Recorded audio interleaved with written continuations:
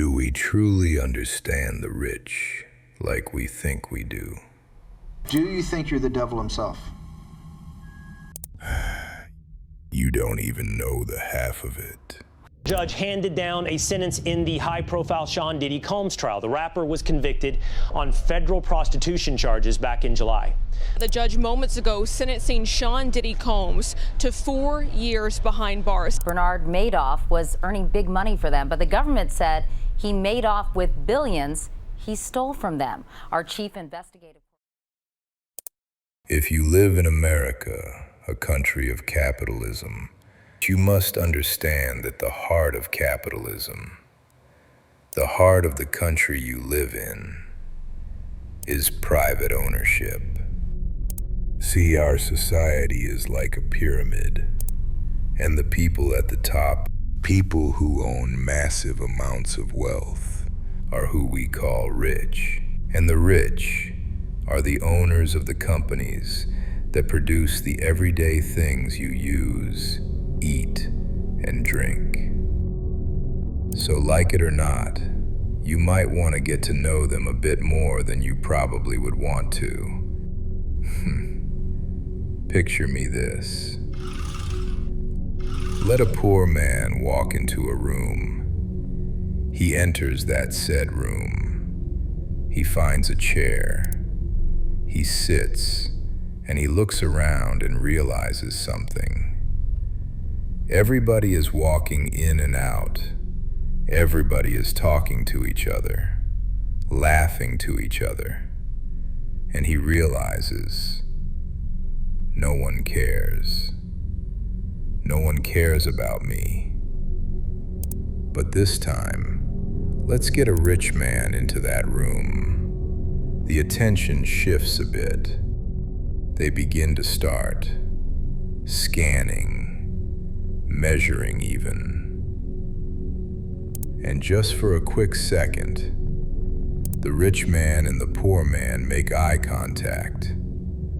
Two different men, two different psychologies, and this is the dark psychology of the rich.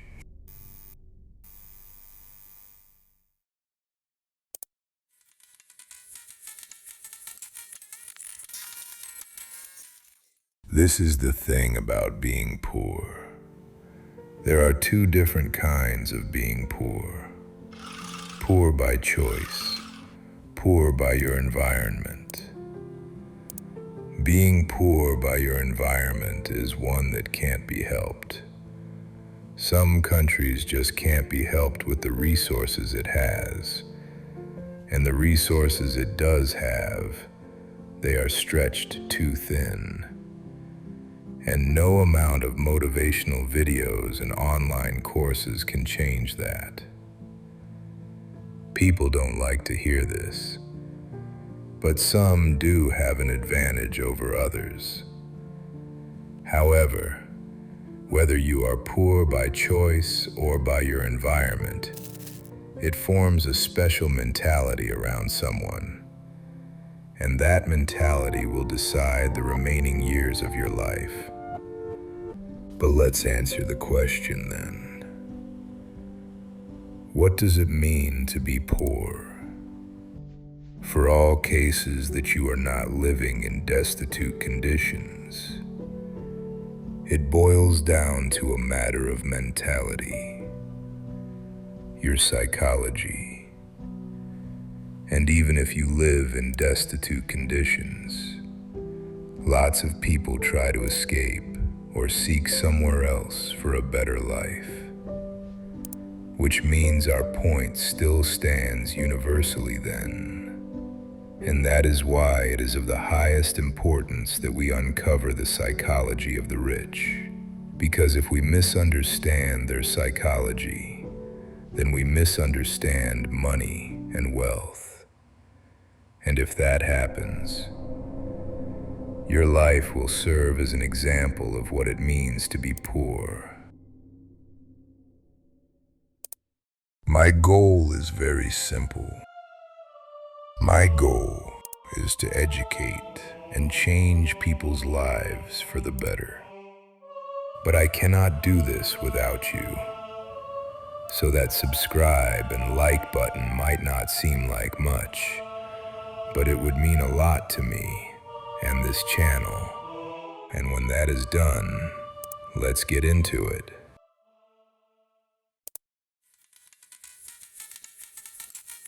It's time to be honest with ourselves. Everybody wants to be happy. Everybody wants to be successful, or at least they say they do. Everybody has their goals, their dream car, dream house, clothes, furniture, and whatnot. But how many people can you list off the top of your head who would be considered successful by everyone around them? But why? If everyone wants to be successful, rich, what is stopping them? I just might have the answer to that, and it's not what you would expect. And for us to get that answer, we need to conduct a little experiment. All we need are two people, two men, to sit across from each other. And for the place, let's choose a small cafe. Let's call them First Man and Second Man. Not really good at names. Same age, same city, same opportunities. Both talk about the future. I want freedom. I want money. I want to live big. They nod at each other. They both leave the cafe energized. They both open their laptops later that night. They both say, "This is the year." So what do you think happens now? They both become successful, right? But something goes wrong.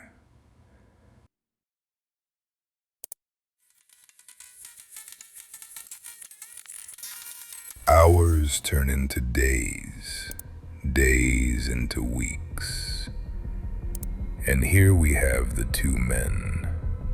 They both love software development, and they want to achieve something big. But the first man encounters friction. The code isn't working. The concept is starting to get heavy. He leans back in his chair and he thinks to himself, maybe this isn't for me. Maybe I should choose something clearer. He begins applying for junior developer roles. He tells himself, I'll build experience first.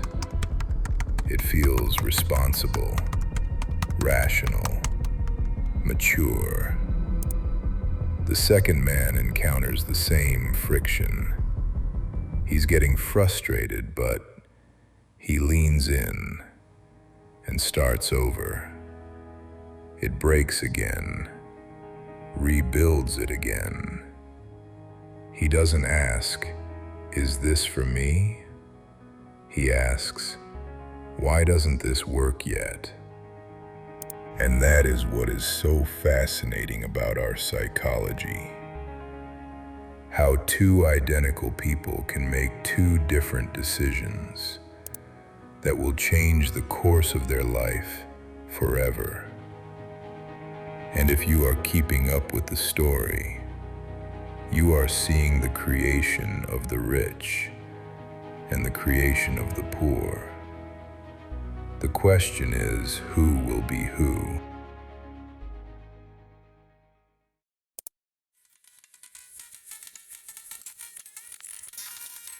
The first man gets lucky. He gets an offer, takes the job, office badge, structured tasks, defined salary. Progress is visible. He works hard. He improves. He goes home tired but satisfied.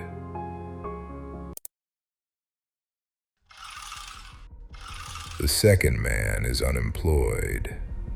He is still working on the SAS tool, but the SAS tool is still clumsy, still unfinished.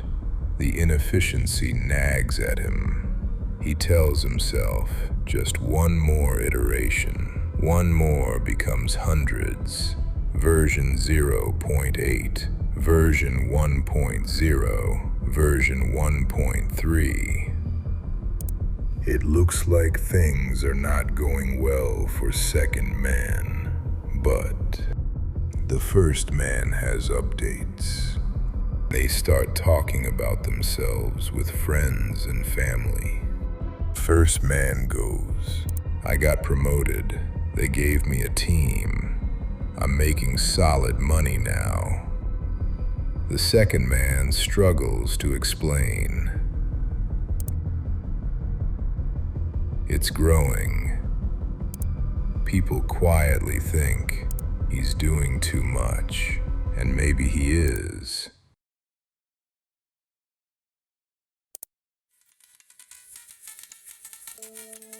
So I think we stretched this out long enough. What are the results? Remember that example I gave you in the beginning about the poor man and the rich man walking into a room. The first man was that poor man, and the second man was that rich man. But how exactly did that happen? A man at his peak suddenly be levels below another, who was initially looking worse for wear. And to understand the why and the how, we need to dive deeper into the psychology of the rich. Just a ton of work to do, and a lot of times, when you have to walk 1,000 miles and you take the first step, it looks like a long ways. You have to project yourself forward, age 80, we're all living longer now, maybe age 90, and say, do I want to be haunted by that regret? I want to minimize the number of regrets I have in my life. And when you start thinking that way, that you're looking back on your life from age 90, most regrets are acts of omission. They're things we didn't do. Yeah. The ashes of my failure at First Boston was a fertilizer of the beginnings of BlackRock.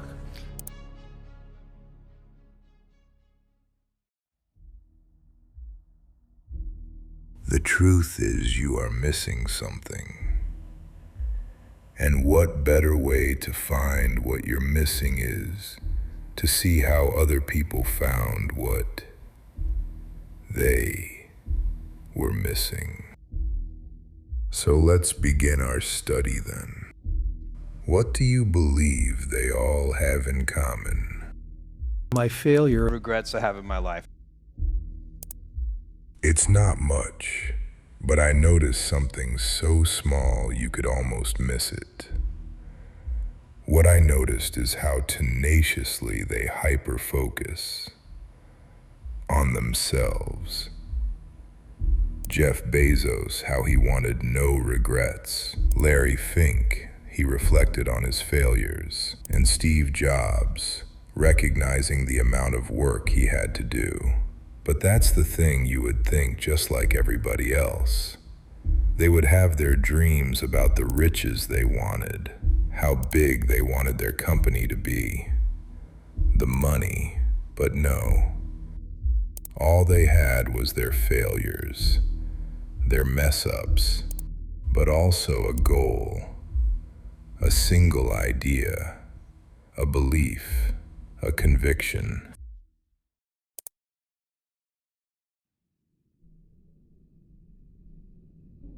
Every human being has an atom, not relating to the physical, but more so psychological.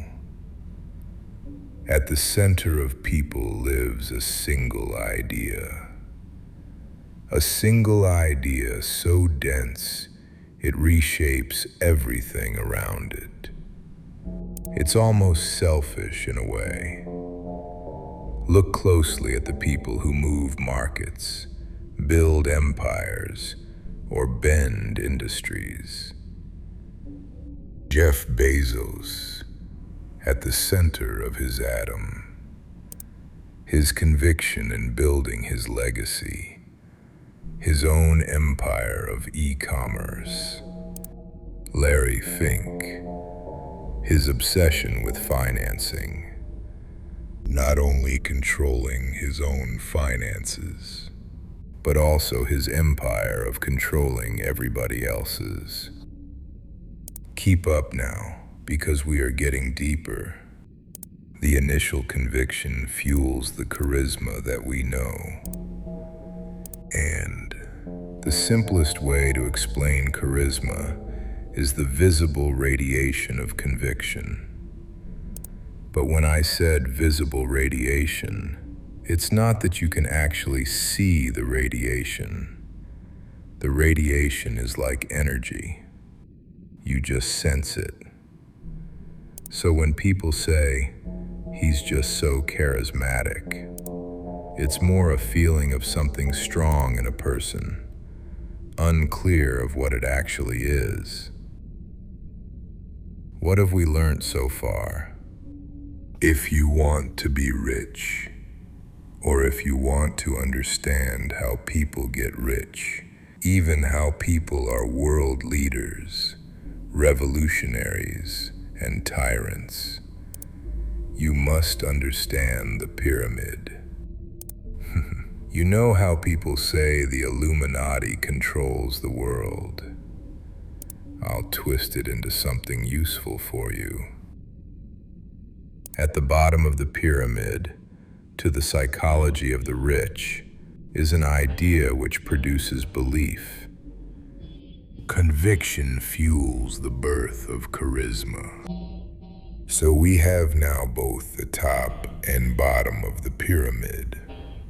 Now all we need are the two key missing components to complete the psychology of the rich: conviction and charisma.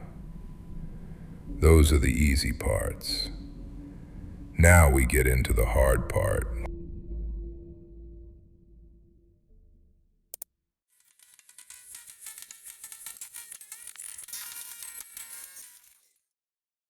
People like to warn you about obsession. They tell you it's unhealthy, that you should find balance. In whatever you do, you've got to be a little bit gone to it. You're not all there. You've got to be almost insane to your craft. Not a lot of people can understand that. Tears begin to run down my eyes, and I was in the back just listening to him, because the speech he was giving, that speech was for me. And he said, Les Brown, he said, if you want to do anything worthwhile in life, you've got to be hungry. That's right. You've heard about obsession in motivational videos, about how much you have to lose yourself in the process. And it turns out they weren't straying far from the truth. And this is a moment where it is definitively a make or break moment for your life. You convince yourself of something so many times that it starts to feel powerful. A truth, a direction, a vision of who you could be. You start to walk differently. You think differently. You even speak differently. But belief alone is weak against reality. You know that dream you have, a job, bank account, that house, the world that you and I live in. It was not built for you, to serve to your every need and make sure you succeed. Just really think about it. You think from the moment you were born, you had your parents to show you the way. And once you get old enough, then you are going to trust random strangers to tell you your life path. Everything will be explained to you and handed to you. How selfish can you be? If you truly want what you wish for, you'll have to grab it yourself. But I want you to think outside the box here. You need to ask yourself a question first, because I don't think you understand how difficult that is. No one in the world, no one in America wishes to be poor. It's a matter of fact of circumstance and mentality, or if you are actually content to be poor, not say you do. So that means even if not all wish to be rich, everybody wants a house of their choice, food anytime and anywhere, and a job/career they are passionate about, and still be well off. So the question is, what do I do if everybody wants the same things I want? People tend to hate the rich. But where does that hatred come from? Does it come from your generic hatred of riches, or is it from jealousy? They have the things you want, and even if they don't, they can have it. There is no choice for you, so it must burn. That's why you need something far more dangerous than just the dreams and belief that people have. You need obsession. You'll see what happens when you take everything from him. He won't give up. He'll just keep coming back. Do you really believe that he's immortal? No. He just refuses to die.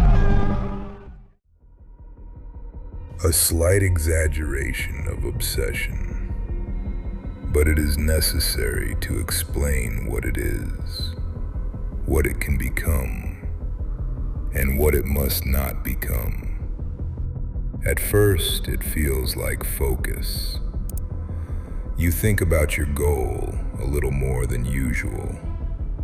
You revisit ideas. You refine plans. But slowly, it shifts. You begin thinking about it when you shouldn't, during moments that used to belong to something else. Your mind starts returning to the same place, again and again and again. People will start to notice, but not in the way you would think. Most will call it unrealistic, unhealthy, and remind you often how you need balance. And maybe they're right, but balance and realism don't exist to you anymore at this point. All that matters is the goal. Obsession rewrites your entire behavior. Change your whole thinking structure in the blink of an eye. And by the time you realize it, obsession has taken its course. Our actions and your internal vision become so synchronized that stopping feels like betrayal. However, if you fail to realize the danger of your obsession, all you will ever achieve is delusions of grandeur and loneliness, as is almost everything in this universe. Obsession has a cost, because the same force that drives you forward can consume you. That is why you need an anchor. Think of an anchor to a ship. A ship needs an incredible amount of force to push it forward to a destination. And in this case, you're the ship, and obsession drives you. But what happens when you reach the destination? You need something to slow you down. So one, you don't destroy yourself. or two, so you can't be led astray. That is the importance of the anchor. So whether it's God, yourself, or family, even all three, make a decision and create your anchor. Because success is a tightrope, and sometimes the most important part is knowing when to stop. So we are now on our final third layer, which will complete the psychology of the rich. The last key you need to open the lock placed on the door to your success.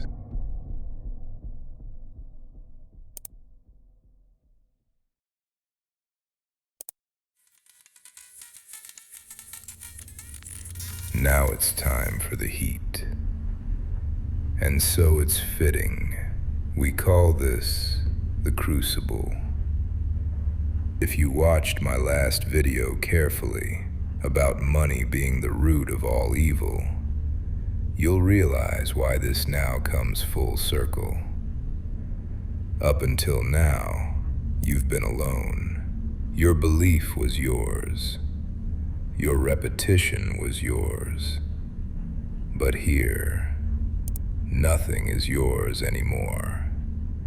Most people avoid the crucible because in this environment, no hiding behind plans, no hiding behind who you could be, only who you are.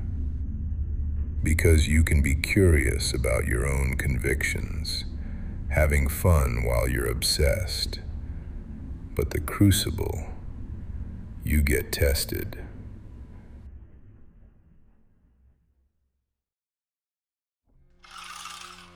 Think of school, a place where you can attain success. It's all nervous but exciting. Everything is new and fresh.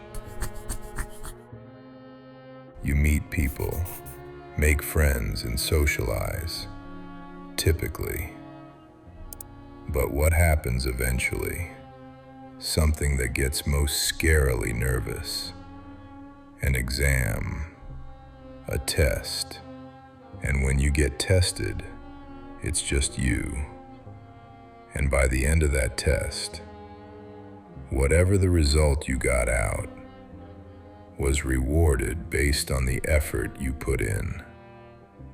And that test will teach you who you are as a person. Will you cheat your way out? Will you get a good score? Average score? The worst score? Or even the best score? Will you be poor, the average, or rich? Not just people will test you. You will be given 6 very important tests. First test is time. Days pass, then weeks, then months, and nothing happens. You begin to question, am I wasting time? This is the trap. The second test is isolation. At the beginning, people listen, but as time goes on, they stop asking, they stop caring, and now you're left alone with your pursuit. Third test, temptation. Always something faster, more comfortable, and it doesn't feel like quitting. You tell yourself, I'll come back to this later. And just like that, you're distracted. The fourth test is public failure. This is not the movies. You will fail, and it will hurt.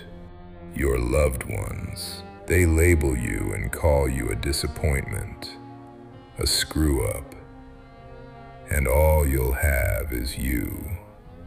The fifth test is exhaustion, not just physical, mental, doing the same thing repeatedly without immediate payoff. The final test is internal, self-doubt. What if you've been wrong the whole time? And here's the truth. This voice doesn't appear at the beginning. It appears after you've invested time. These tests are very important, as they forge something very important in your life. Composure. The ability to stay calm under pressure. You can't practice how to stay calm. That ability is forged. That is now the final layer, the crucible. And with that done, we have finally completed the pyramid to the psychology of the rich. As I am not forcing you to take on this process, but be aware of the people who do, and to understand the gravity of this pyramid until you've truly experienced what it's like to feel helpless, alone, afraid, to be seen as a failure. Then you'll truly understand why people are rich and why people are poor. In this video, we talked about what is required to become rich. That is only a piece of the puzzle. In my next video, I will break down piece by piece why the rich seem to do everything in their power to get richer, and why the poor inevitably get poorer.